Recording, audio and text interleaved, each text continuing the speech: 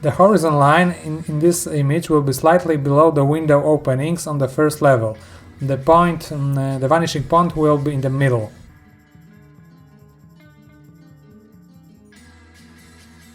After adding these triangle shapes, draw a wall with a portal and window openings, but start with a simple rectangular shape.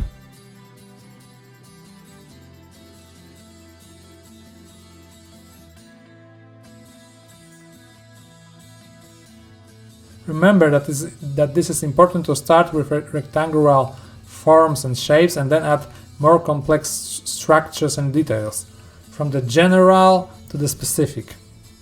This principle will guide you through the drawing process, and remember to use thinner lines at first and then add stronger ones.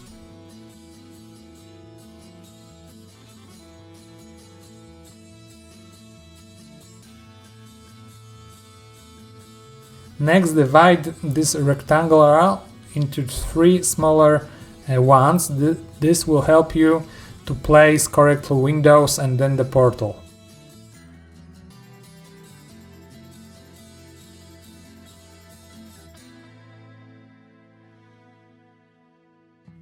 Now we will draw the lines to help us form the window openings. This will look like a grid or mesh.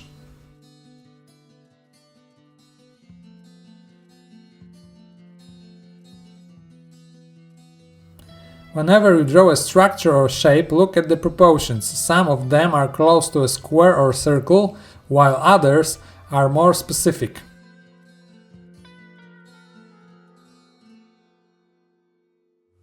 For example, the window openings are rectangular, 1 square and a half. The tower is almost 2 full squares.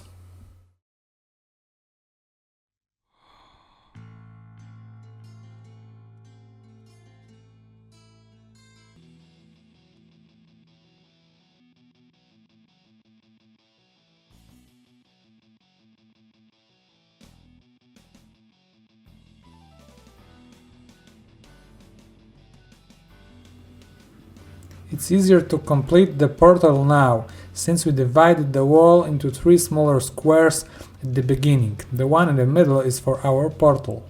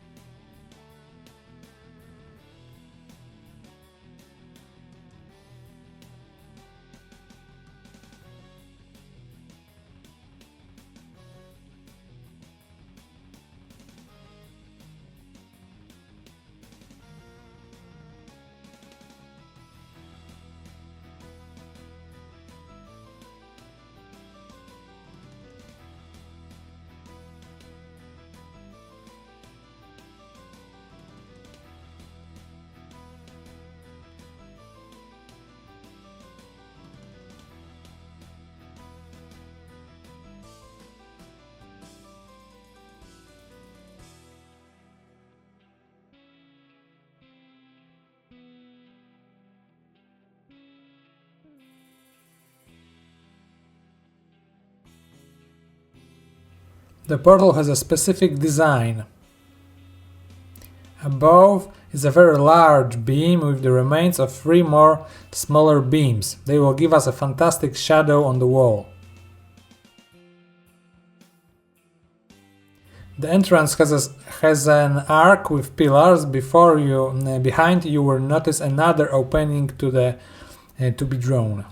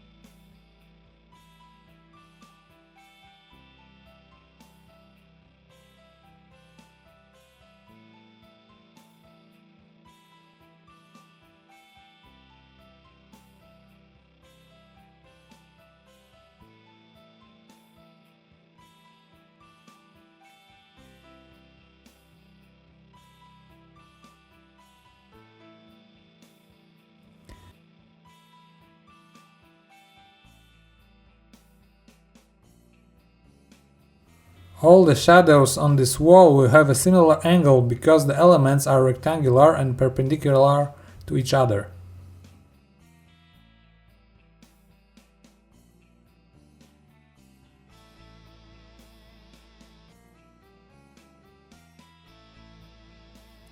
It's good to know this rule, even if you're drawing from a photo or from nature.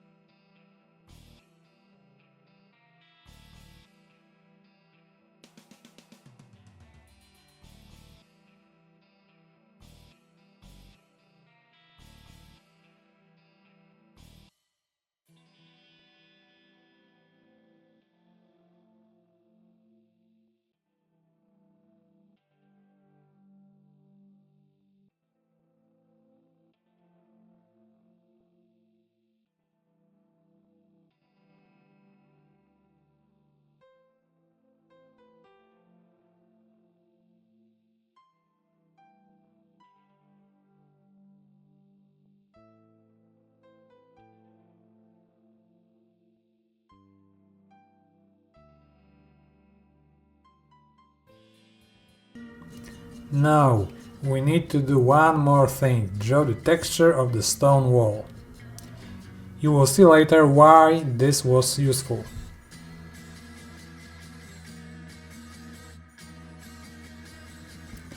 Think of it as a lesson within a lesson. You will learn how to draw and then how to paint a stone wall.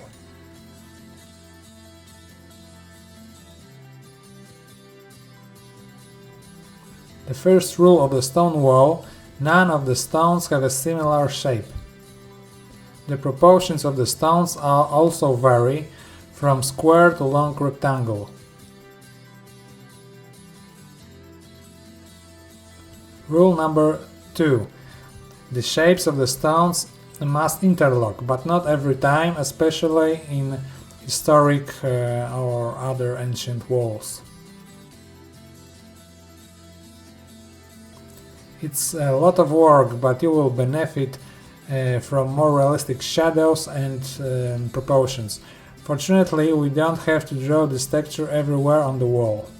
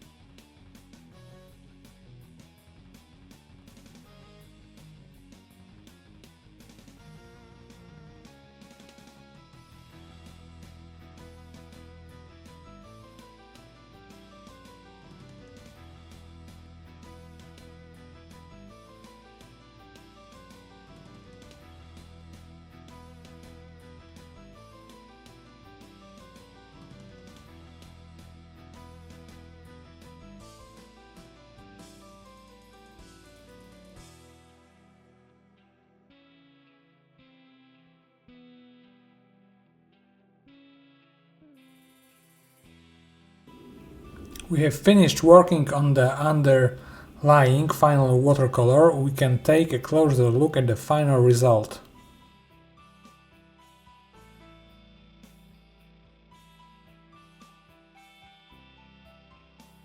A list of colors used in this work. If you don't have a certain color, you can use another one.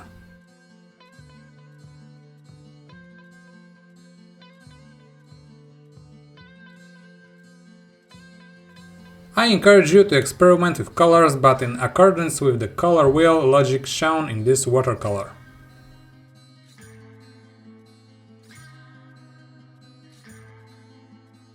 And here to use was sepia, natural sienna, and then slowly adding burnt sienna so that a gradient was created.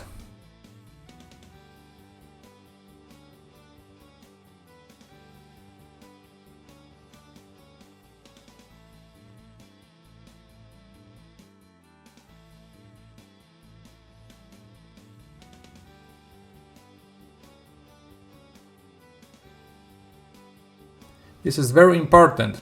This is one of the larger planes on this work, so if you're dealing with a large wash, it's good to vary the color and intensity.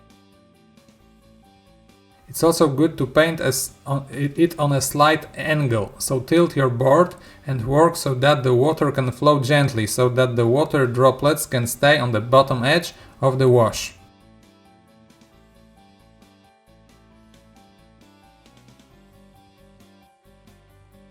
Now I'm adding some burnt sienna, that's why this color is getting warmer. Painting with this technique, with wet paper, we can add more of this color. If we already have a wet wash, we can change the color and modify it.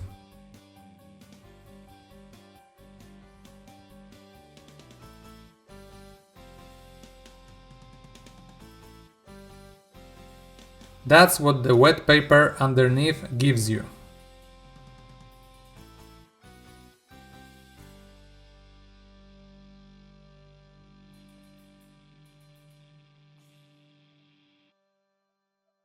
Here I even add magenta at the very end in the gradient as well.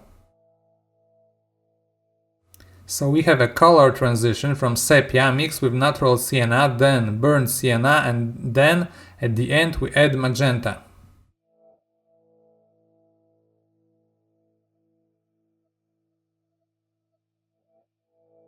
Note that the colors, while they are wet, moist, will appear very bright, they will appear darker, but this is an illusion due to the fact that the amount of water that is still in the wash makes them appear stronger. If the water dries, this pigment will soak into the paper and this wash will be a little less bright.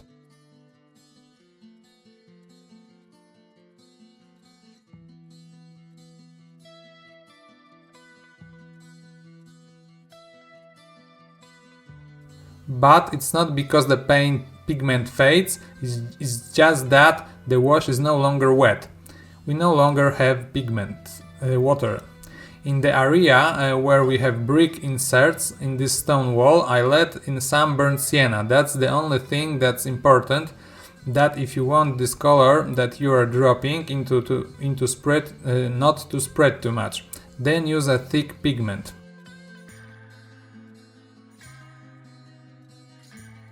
As I'm adding this pigment now, it only spreads in a certain region.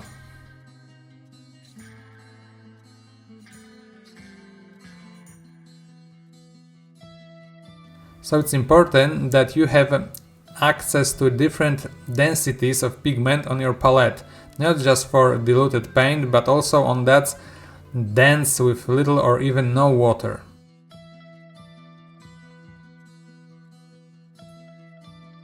Well, now I'm also going straight to the plaza. Here I still took advantage of the fact that the wall hasn't completely dried out yet, and with a flat brush, a big flat brush, I smudged this watercolor.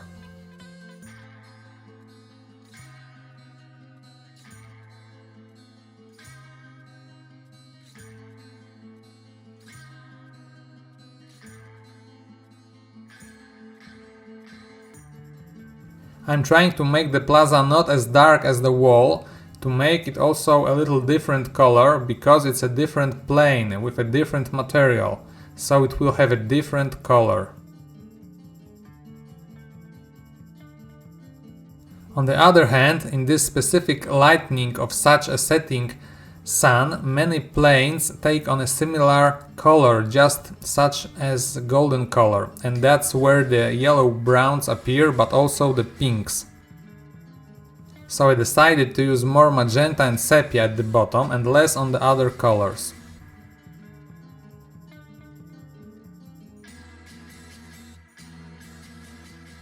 Remember also that when painting with this technique while the wash is wet, you can, for example, pick up some of the excess pigment with a clean brush, and you can lighten the darker wash a bit in this way. Well, and now we're moving on. We're going back to this main elevation of the ruin of our castle, and there we are going to paint these shadows as well on a very similar basis to the tower.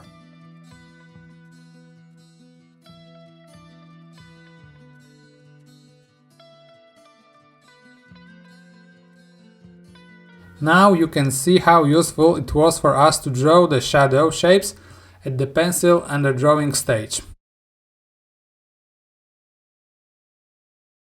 Now it's much easier for us because we know what these shadows looks like, especially the shadows that have the same angle from these beams. And there I'm already using warmer colors, because on the tower I was using cooler colors in the shadows, because that's higher up, meaning further away from the observer. Yes, here we are closer to these shadows, so their color is based more on warm colors, namely natural and burnt sienna and magenta. Well, and see how already adding this simple shadow, how already three-dimensional these windows openings are starting to look. Or in a moment you will also see these beams above the main entrance.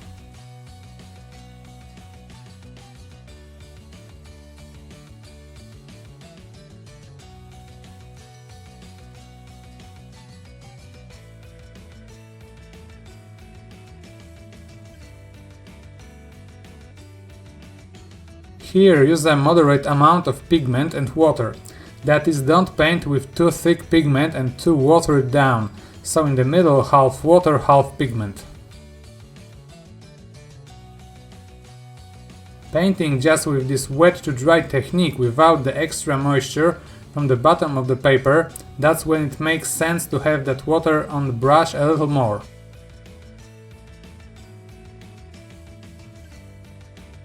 Enough so that when you apply such a wash it's still not completely dry, so that you can still make some changes when wet, whether it's the color or the intensity of the paint. Well, and see how I also changed this shadow color. There's a little more contrast on the outer edges. This shadow is more of a sepia color, while lower down I'm switching to burnt sienna and then magenta.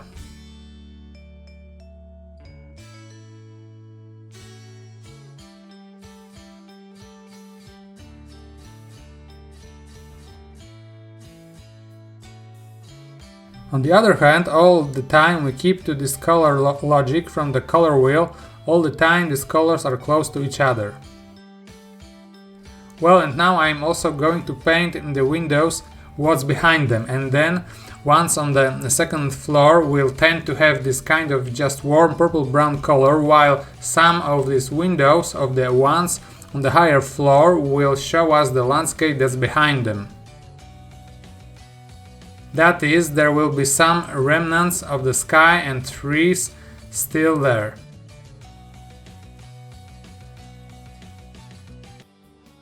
And that's why a natural hairbrush when painting such a wash will be more beneficial.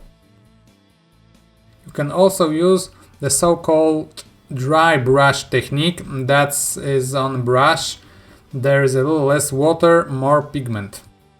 And then it's easier to get these organic forms. Notice also the global gradient of the color. change of these trees in the background. I treat them as a one larger plane. I try to make this color change fairly similar. That is, at the top these trees are more brown because that's the light they get from the setting sun. On the other hand, lower down, the shadows slowly appear and there is such a color, just such a slight green. Well, and see how nicely these trees complement the background behind the windows for us. This piece of work is getting more and more three-dimensional. So I made the decision here not to use purples in the background on the trees, for example. So you can use browns here, you can use blues, but I'm not longer using magenta or purple, for example.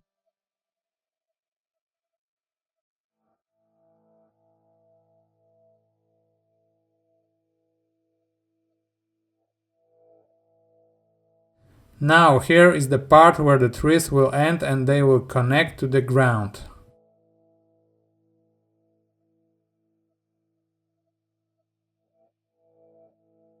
It's in the transition that this is visible.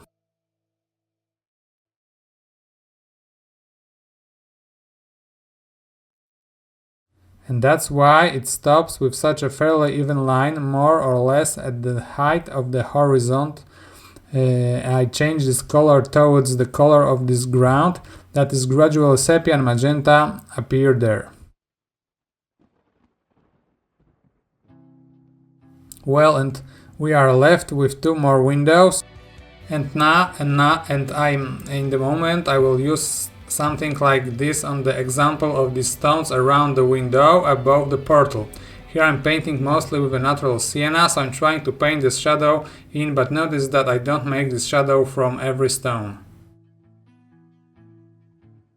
This is important because these stones are not in one plane, so some cast the longer shadow, some cast a shorter shadow, and some cast no shadow at all. And here all you need to do is change the intensity of this shadow slightly. You don't need to change the color as much as with the windows because they are quite small dashes of the plane. See also that artificial hairbrush. It's better. Well, and here on the right we have already made these shadows dry. You can already see what the effect looks like. On the left I'm adding a little more burnt sienna to the mix.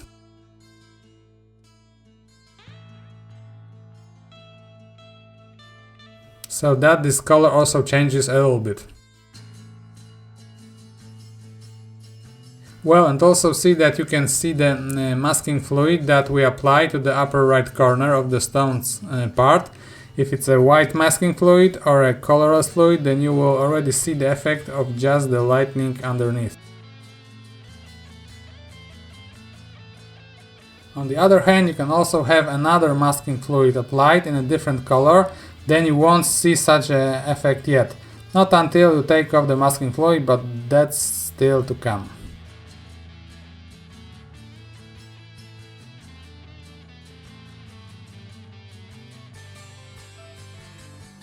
Now let's focus on painting some of the shadows on the stones.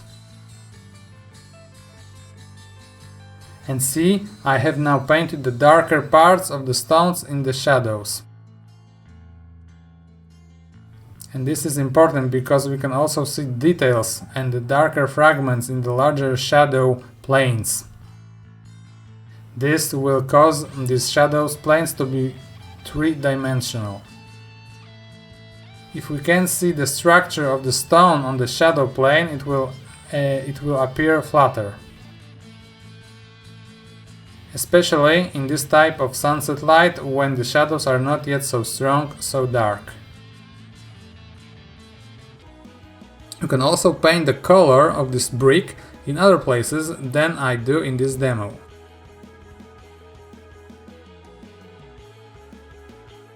On the other hand, they will definitely appear on these arches above the windows. It's definitely a brick proportion. Well, that paints out the color of burnt sienna. For the brick color, it's better to use burnt sienna or some kind of brown than use color close to red or orange.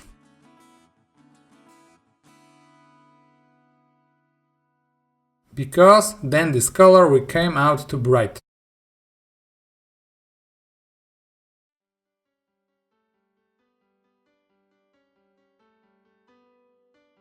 In this case, burnt sienna is a good choice.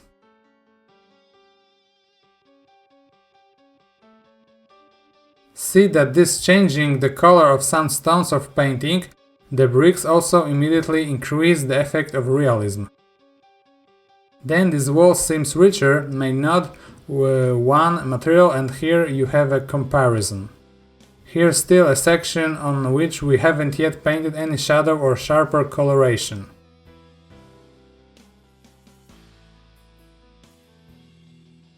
Well, and now I'm also continuing to paint in the darker parts of these stones in the shadows in the portal. This will give depth of the shadow. The stones there will appear more in the background than ones that are lit on the left. On the other hand, there is also a color change here. I don't paint it in one shade. I try to make this color change as well. So at the top of this portal it was more of a burnt sienna natural. Lower down I'm adding a little more magenta and sepia to the color. That is, we think all the time with a large gradient, a large plane, as same with the sky as with the trees, then similarly treat the shadows this way too, that they also globally change color. Well, and here the intensity of this shadow you can change on these stones. This will make some of them appear more extended from the face of the wall and others more hidden. And this is one of such more eye-catching element of this work, and in general it would be good for every painting to have just such elements. Well, then I still go back and deepen the visibility of these shadows by painting these darker parts, whether it's bricks or some holes in the wall.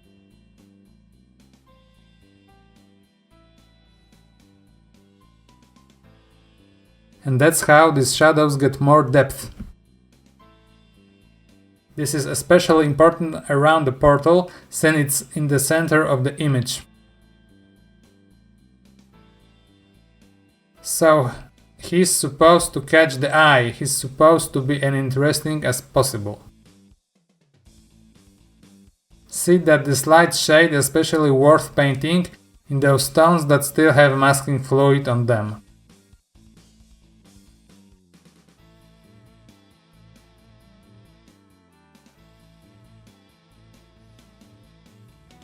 Because if such a stone has a strong light in the upper right corner and this shadow in the lower left corner, it will be most three-dimensional then.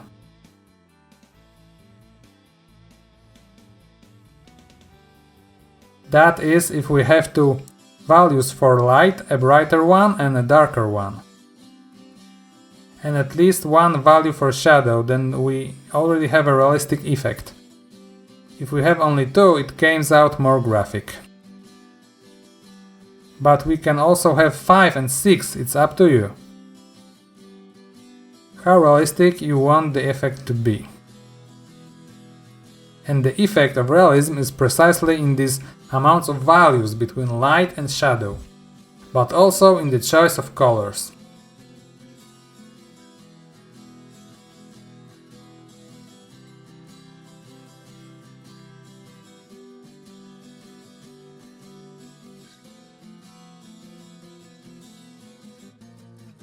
So see, it is the darkening of some of the shadows that causes this. That this wheel becomes even more three-dimensional than in the first stage. These are such small additions, but they are what make the difference. between working such a very advanced job and an intermediate job. Well, and now we have already reached the stage where the work has to dry completely, because we will be removing the masking fluid, and it's only safe to take it off then. If the work is completely dry both from the top layer and from underneath. And then you can scrape off the masking fluid.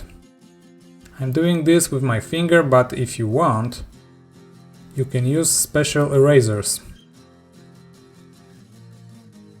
On the other hand, it's best to do it with your finger, because there is less chance that you will damage the paper, or you will get dirty, wipe the pigment from your work accidentally. Well, now see the effect we have. We have a very strong light on the edges of the stones. It is a little too strong. So now we will try to dim it.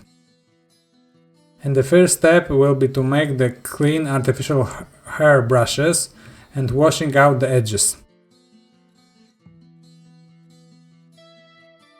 That is, you take water, a clean brush with artificial hair brush,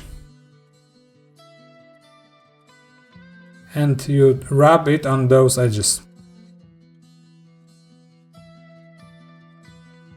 This way you soften these edges, these shapes. They won't be as clear then. At the same time, you can also dim a little. You may also not remove the pigment with a tissue. Then some of them will already be so target darkened right away, and they will take on the right value, the right contrast. This is quite a time-consuming stage, but he will pay off later with very realistic, very interesting 3D effect.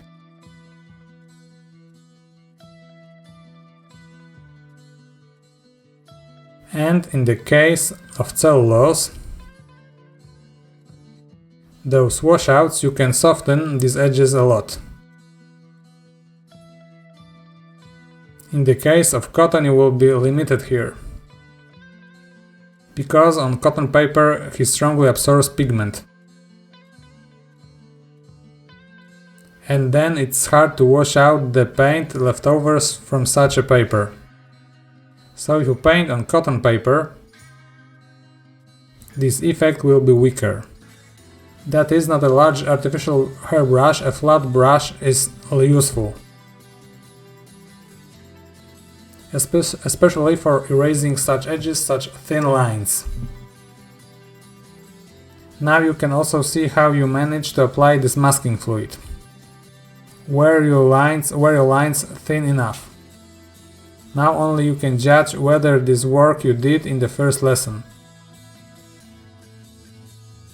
Whether by chance you weren't too precise and those shapes got too big.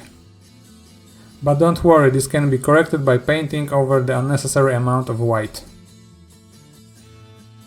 So if you put too thick a layer of masking fluid somewhere, this is still to be saved and improved. With the washout effect, it's like this.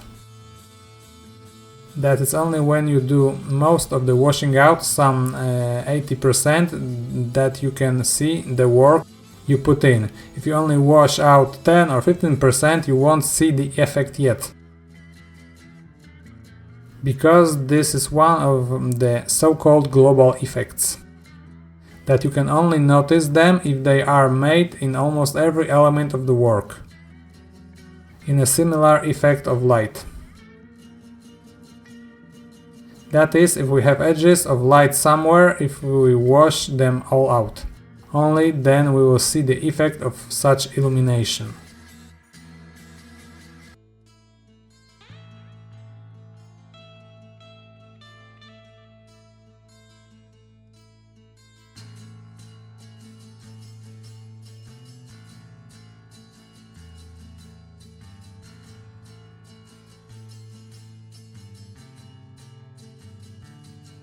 Well, and here again a small brush of artificial hair comes in handy for us, which holds less water, less pigment, and it's easier to paint in such places fairly precisely when we need pigment.